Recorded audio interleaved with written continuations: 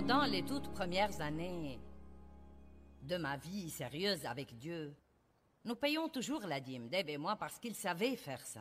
On lui avait enseigné à payer la dîme à l'église où il a grandi, donc nous faisons ça depuis que nous sommes mariés, mais nous avons appris plus sur le don et nous avons commencé à donner plus. Et ce faisant, j'ai senti cet appel de Dieu sur ma vie et à l'époque, je ne faisais que 2 ou 3 études de Bible à la maison et j'ai fait ça pendant 5 ans et on ne me payait rien pour ça. Nous avions un besoin financier énorme car j'avais quitté mon travail pour étudier pour le ministère. C'était trop tard pour aller à l'université de théologie. J'avais 3 enfants à l'époque et j'en ai eu un autre plus tard. Donc, j'ai dû aller à l'université du Saint-Esprit. Et c'est la meilleure université de toute façon. Mais je dis d'avoir toute l'instruction que vous pouvez avoir. Mais si vous n'êtes pas en mesure d'aller à l'université, ne croyez pas que Dieu ne peut pas vous utiliser. Et nous avions besoin tous les mois de 40 $ pour pouvoir payer nos factures. Quand j'ai quitté mon travail, ça nous a laissés dans une situation où il nous manquait 40 $ juste pour payer les factures. Non pas pour l'achat de vêtements, non pas pour réparer un pneu crevé, rien d'extra. Et ces jours-là étaient très durs pour nous et je croyais que sûrement après avoir fait ce sacrifice, ce grand sacrifice, que, vous savez, Dieu allait intervenir et faire des miracles inouïs. Eh bien, il a vraiment fait des miracles. Tous les mois, nous avions un miracle et nous payions nos factures. Mais pendant de nombreuses années, je sortais avec toute la foi dont j'étais capable, avec 2 ou 3 $, et je cherchais des chaussures pour mes enfants dans une brocante à domicile, et je trouvais à 2 $ une paire de tennis toute nouvelle qui était à la pointure d'un de mes enfants. Et c'était comme merci, Jésus. Et je ne méprise pas du tout le jour de ces petits commencements, bien que je les ai méprisés à l'époque. Je ne les méprise pas maintenant parce qu'ils étaient très essentiels pour m'apprendre ce qu'était la foi. Et pour voir la fidélité de Dieu qui assurait ces choses dont j'avais besoin. Mais je n'avais pas à l'époque des engagements pour prêcher. Je n'avais jamais prêché nulle part en dehors de ces 2 petites études de Bible à la maison. Et je voulais tellement avoir l'occasion de prêcher. Et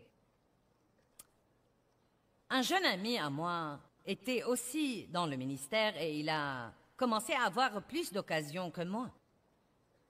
Et un jour, il est passé, après avoir été en déplacement et fait 2 ou 3 engagements pour prêcher. Il était tout excité. Il est passé pour me raconter le week-end merveilleux qu'il avait passé en déplacement et que les offrandes étaient géniales et que 2 ou 3 personnes étaient venues lui dire qu'elles voulaient faire équipe avec lui. Et il était tout excité. Et tout à coup, il s'est arrêté et s'est rendu compte.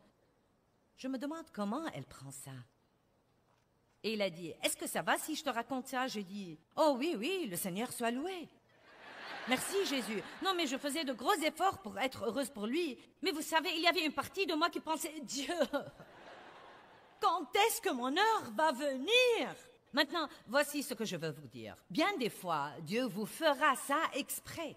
Il fera en sorte que quelqu'un d'autre vienne vous raconter qu'il a eu ce que vous-même vous espériez désespérément. Et il se peut même que ce soit quelqu'un qui est loin d'être aussi spirituel que vous. Et vous ne pouvez pas comprendre pourquoi Dieu a fait ça pour lui et non pour vous. Et ensuite, c'est un autre genre de truc de Dieu parce qu'il nous montre le jugement, l'orgueil, tout ça. Et c'était une journée dure pour moi, mais c'était une journée de victoire, car quand il est parti, je me suis jetée en travers du lit de ma fille et j'ai piqué une crise royale. J'ai gémi et je me suis plainte et j'ai pleuré et j'ai fait de mon mieux pour amener Dieu à me plaindre.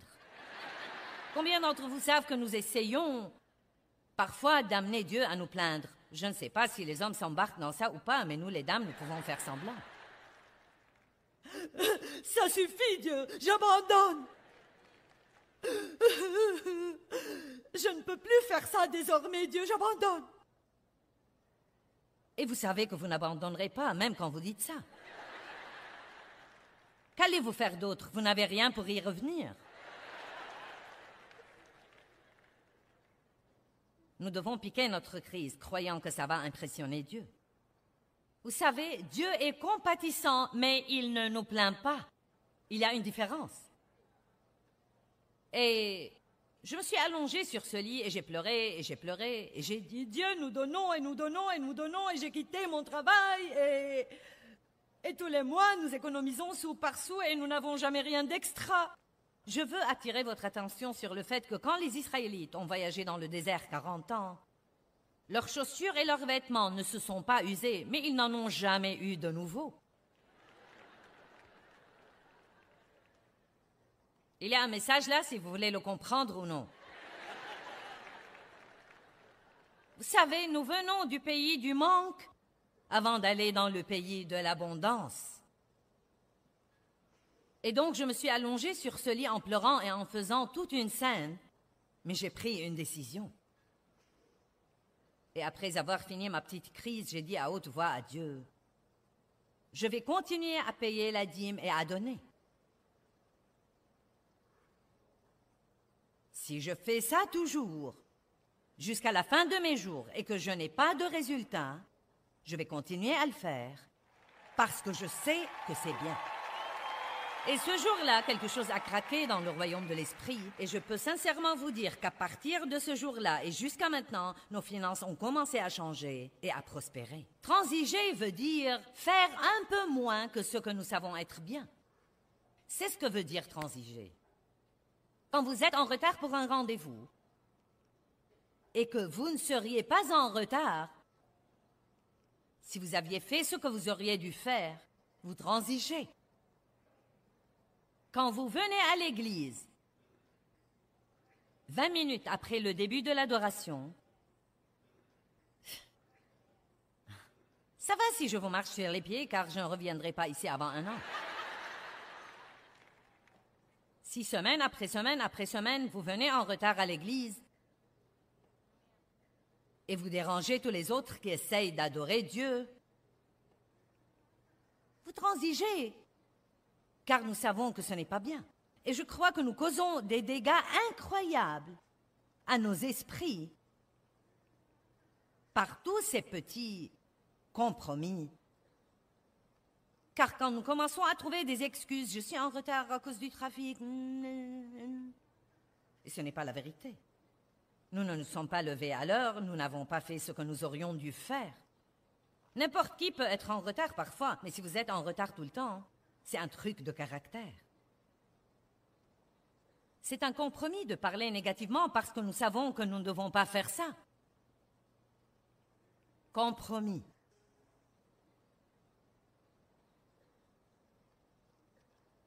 Comment traitez-vous les gens? Nous moissonnons ce que nous semons. Si vous mangez trop, vous pèserez lourd. Si vous dépensez trop, vous vous endetterez, je peux le promettre. Si vous ne nettoyez pas la maison, elle se salira. Et si vous transigez, si je transige, nous ne moissonnerons pas toute la récompense que Dieu nous réserve. Cela ne veut pas dire que Dieu ne sera pas bon envers nous et que nous n'aurons pas une relation avec Dieu et que nous n'irons pas au ciel. J'étudiais Marc 4 en venant ici aujourd'hui et il parle du même genre de semence. Et la Bible va très loin dans cette parabole pour dire « Et une partie de la même semence a été semée dans un endroit rocailleux. Et une partie de la même semence a été semée dans un autre genre de terre. Et une partie de la même semence a été semée dans un autre genre de terre. Et une partie de la même semence a été semée dans une bonne terre bien adaptée. Mais même quand cette semence a été semée dans la bonne terre, elle n'a pas rapporté la même chose dans la vie de tout le monde. Il dit l'un 30 et l'un 60 et l'un même a rapporté 100 fois. Eh bien, j'aime être informée sur ces trucs. J'y ai pensé pendant quelque temps. Si la terre était bonne et que la semence était la même, pourquoi certains ont rapporté 30 et certains 60 et d'autres 100? Je crois de tout mon cœur que ça dépend des compromis que ces gens ont faits dans leur vie.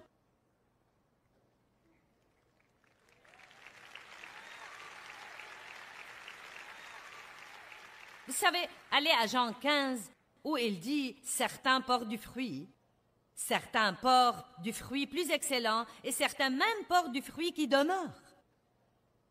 Donc il y a différents genres de fruits.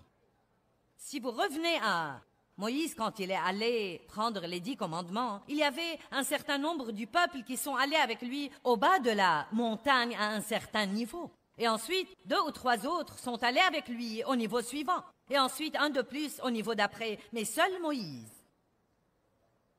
a pu aller au sommet. Vous pouvez être aussi proche de Dieu que vous le voulez. À quelle distance voulez-vous être? Quel prix êtes-vous prêt à payer? Vous lèverez-vous tôt pour être avec Dieu? Ferez-vous 15 minutes en moins de télé la nuit pour passer du temps avec Dieu? Donnerez-vous ce que Dieu vous dit de donner?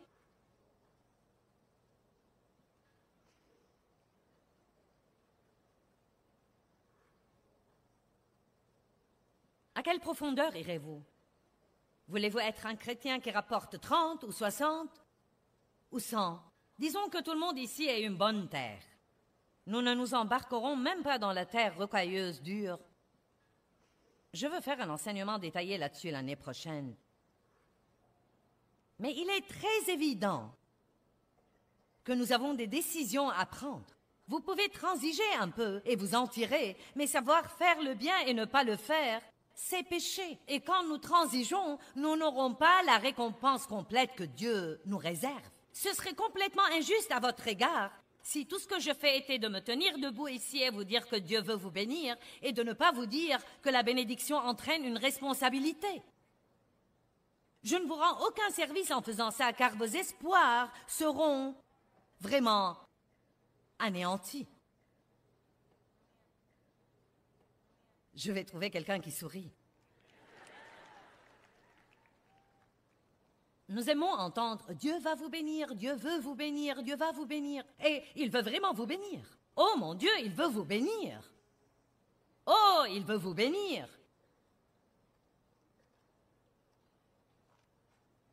Mais vous devez être responsable.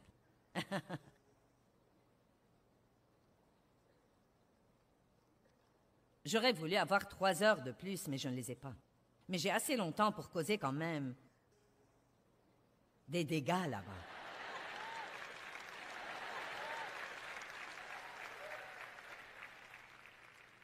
Allons rapidement à Matthieu 25. Non pas qu'on puisse faire Matthieu 25 rapidement et lui rendre justice. Mais j'espère que vous le connaissez assez bien que nous pouvons faire quelques remarques. Matthieu 25 raconte 3 histoires distinctes, chacune d'elles très puissante. Il commence par 10 vierges, 5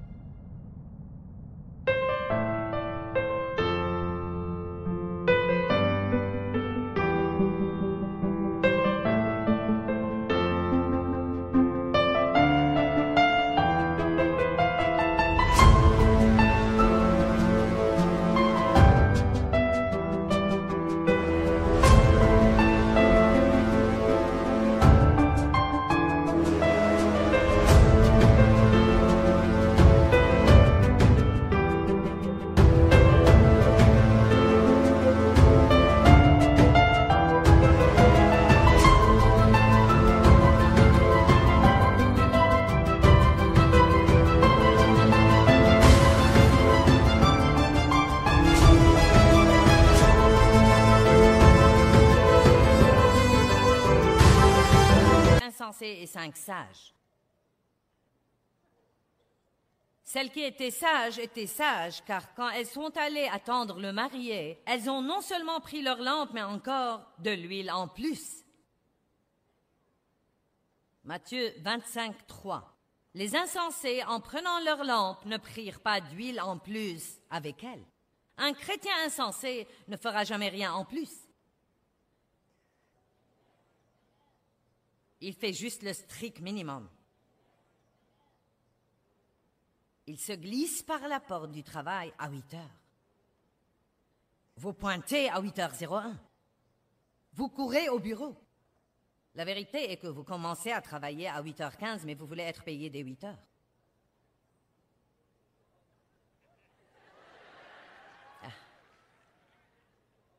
Mais le chrétien sage sera là à 8h moins 10 pour ne pas être sous pression. Il ne se sent pas du tout coupable. Le chrétien insensé s'assoira et jouera sur Internet quand personne n'est là. Il cherchera des trucs pour lui. Et ensuite, quand il est convaincu, on ne me paye pas assez de toute façon.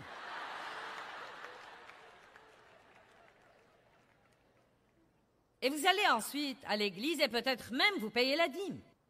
Les choses n'arrivent pas pour vous comme vous voulez qu'elles arrivent, mais il y a eu un compromis. Vous aviez besoin que je vienne vous secouer un peu, amen?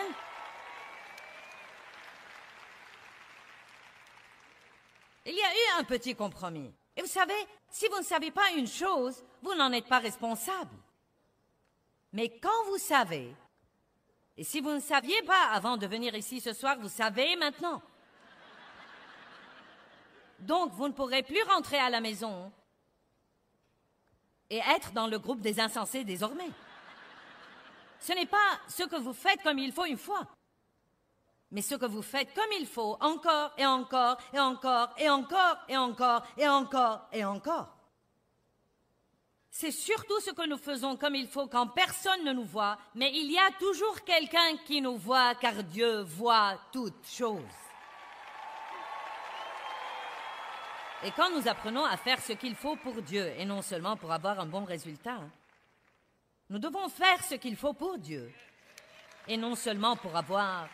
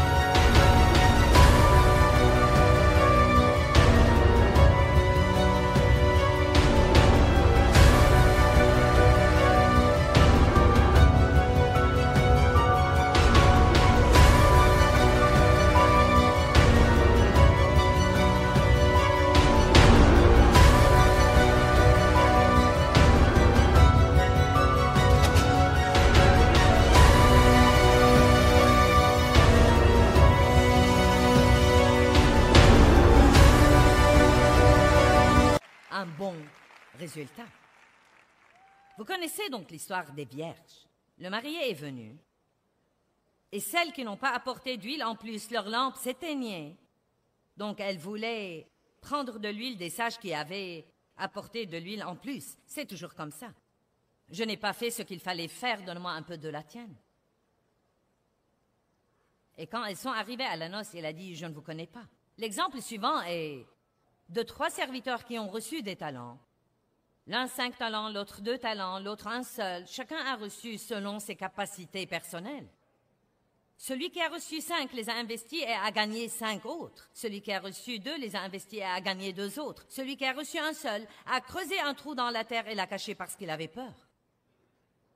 Quand le maître est revenu pour régler les comptes, et c'est ce qu'il fera, il leur a fait rendre compte de ses talents. Il nous demandera, qu'as-tu fait de ta vie? Qu'as-tu fait de ton temps? Combien de personnes as-tu aidé? À quelle profondeur et à quelle hauteur es-tu allé? Ça n'a rien à voir avec le salut. Vous êtes sauvés parce que vous croyez en Christ. Je parle de la récompense. Celui qui a pris ses talents et en a gagné 5 autres, le maître lui a dit, et j'aime ça, nous allons regarder Matthieu 25, 23. Et ce devrait être ce que chacun de nous veut entendre finalement. Son maître lui a dit, c'est bien, bon, honorable, admirable et fidèle serviteur. Tu as été fidèle et digne de confiance en peu de choses. Je t'établirai sur beaucoup. Maintenant, écoutez ça, et c'est la partie que j'aime. Entre et partage la joie, le plaisir, la béatitude dont jouit ton maître. Qui voudrait avoir le même genre de joie que Dieu a? Vous savez, c'est vrai que certains de ceux qui m'écoutent en ce moment, même s'ils ne sont pas ici, ceux qui me regardent à la télé, vous avez peut-être perdu votre joie parce que vous n'avez pas été fidèle. Vous avez peut-être fait un peu de ce qu'il faut et un peu de ce qu'il ne faut pas. Vous avez transigé et fait un peu moins que ce que vous savez être bien. Peut-être même vous avez fait ça parce que ceux que vous connaissez le font. Quand vous comparaîtrez devant Dieu, il ne vous demandera pas des autres. Chacun rendra compte pour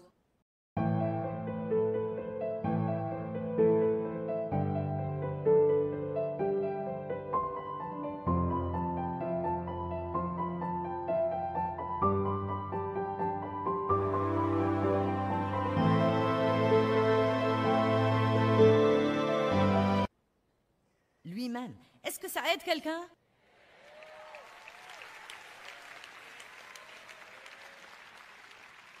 Quelqu'un prend des décisions? Je ne veux pas que vous m'écoutiez seulement, je veux que vous preniez des décisions. Est-ce que vous avez pensé à quelques domaines dans votre vie où vous pourriez peut-être vous élever? Ce n'est pas pour vous condamner. Dieu nous donne sa parole pour nous encourager, mais aussi pour nous réprimander. Ce n'est pas bon d'aller à l'église toutes les semaines seulement pour être encouragé. Parfois, vous avez besoin d'une fessée. Amen? J'ai quelque chose qui va vous aider à être fidèle. Et vous n'allez pas aimer ça, mais... Est-ce que vous voulez l'entendre? Ne vous attendez pas à des résultats immédiats.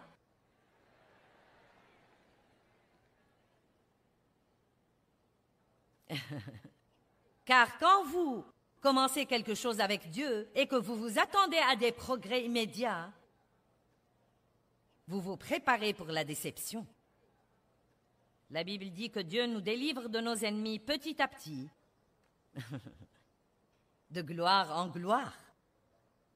La publicité dans le monde n'aide à rien non plus. Il y a les pubs les plus stupides à la télé. Prenez cette pilule un jour et regardez la graisse fondre complètement. J'aurais aimé avoir l'argent que les gens payent pour ces choses-là.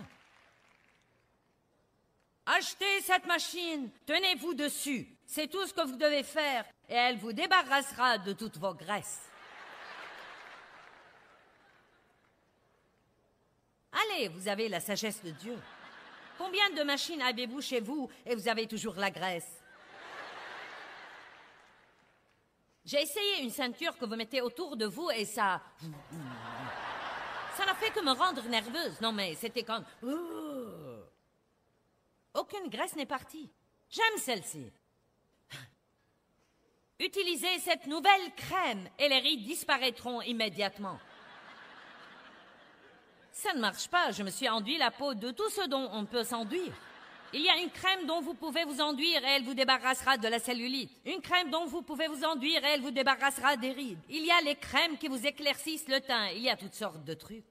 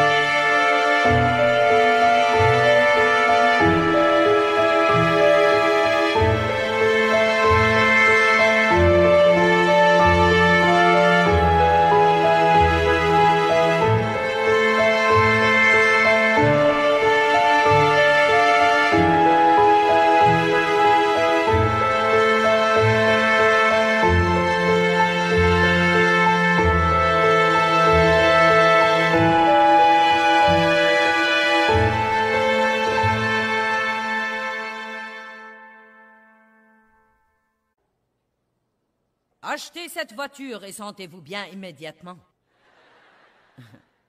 Puis vous réalisez que vous avez fait des paiements pour 3 ans et qu'il vous reste 4 ans. À ce moment-là, vous réalisez que la voiture de 30 000 vous a coûté 130 000 $ d'intérêt. Et maintenant, vous vous sentez plutôt stupide. Et j'aime celle-ci. Ça, c'est le comble. Achetez ce parfum. Et vaporisez-le sur vous et il attirera l'homme que vous désirez dans votre vie. Ce parfum pourrait même ne pas vous aller. Il pourrait ne pas aller avec la chimie de votre corps et il pouvait vous faire puer.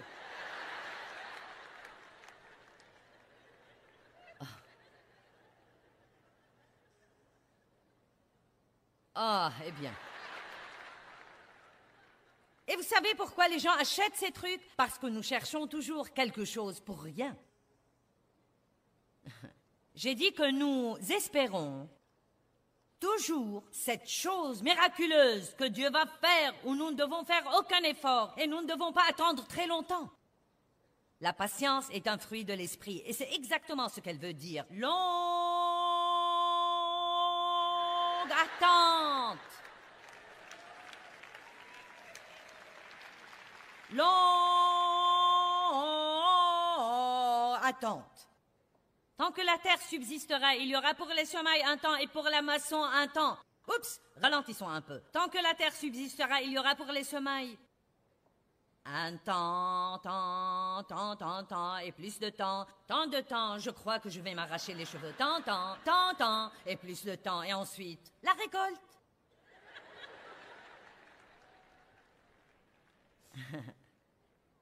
Allez, nous devons nous fortifier dans le Seigneur et par sa force puissante. Décidez que vous n'allez pas abandonner. Jamais abandonner. Que vous allez mener les choses à bonne fin. Que vous irez jusqu'au bout avec Dieu. Et même si vous n'obtenez jamais une seule chose de ce que vous voulez, vous serez toujours fidèle à Dieu. Pouvons-nous faire ça, même s'il n'y a pas une seule chose? Nous serons toujours fidèle à Dieu. Le fruit de la fidélité est un beau fruit à développer. Soyez un ami fidèle. Soyez fidèle dans votre travail. Cela ne veut pas... Step 1, wake up early, gonna rise with the sun. Step 2, get some good, some food in you. Step 3, think real hard about what you wanna be. Step 4, everybody just do your thing. Wake up, today's gonna be a good day. Wake up, today's gonna be a good day. Wake up, today's gonna be a good day. Wake up, today's gonna be a good day. Wake up, today's gonna be a good day. Wake up, today's gonna be a good day. Wake up, today's gonna be a good day. Wake up, today's gonna be a good day. Yo, set your affirmations, aspirations. I got shit to do, the aftermath of preparation. Good food, good mood, blood in circulation. One step at a time, yeah, that's how you make it. Set a goal you control and the steps you take them. I try to pick one thought, have some concentration. And if I make a mistake, it's called education. I try to do this every day, call it replication. Wake up, today's gonna be a good day. Wake up, today's gonna be a good day. Wake up, today's gonna be a good day. Wake up, today's gonna be a good day. Wake up, today's gonna be a good day. Wake up, today's gonna be a good day. Wake up, today's gonna be a good day. Wake up, today's gonna be a good day. So life ain't easy, yo, I think there's a reason though. Ups and downs, just like every different season, yo. Sometimes I'm high, other times I'm barely breathing, though. I always gotta fight and hide from the demons, yo.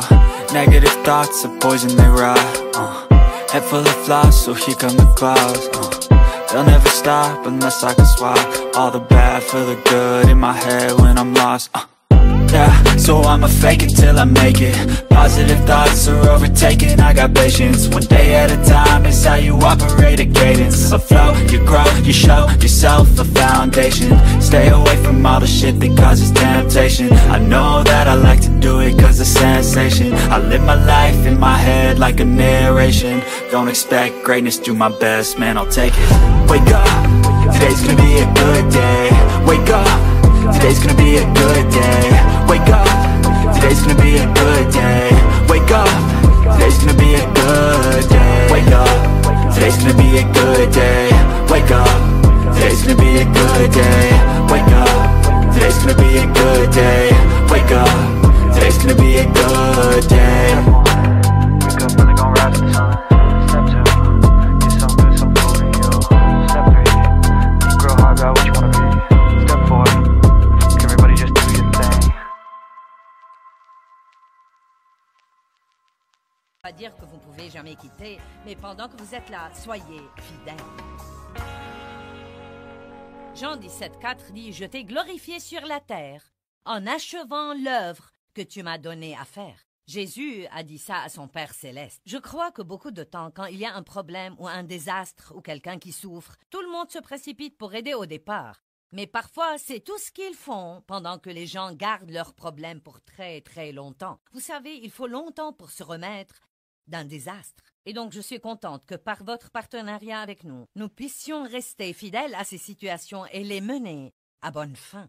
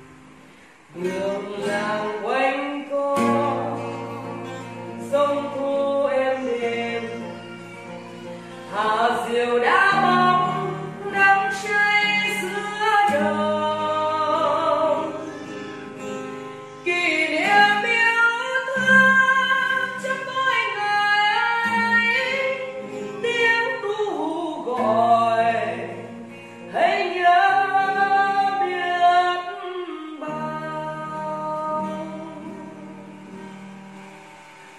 Tôi xa quê bao năm tháng qua, nhưng trong trái tim không bao giờ xa. Lời mẹ ru con hiu hiu chưa hè, mùa lụt nước lũ bắt cá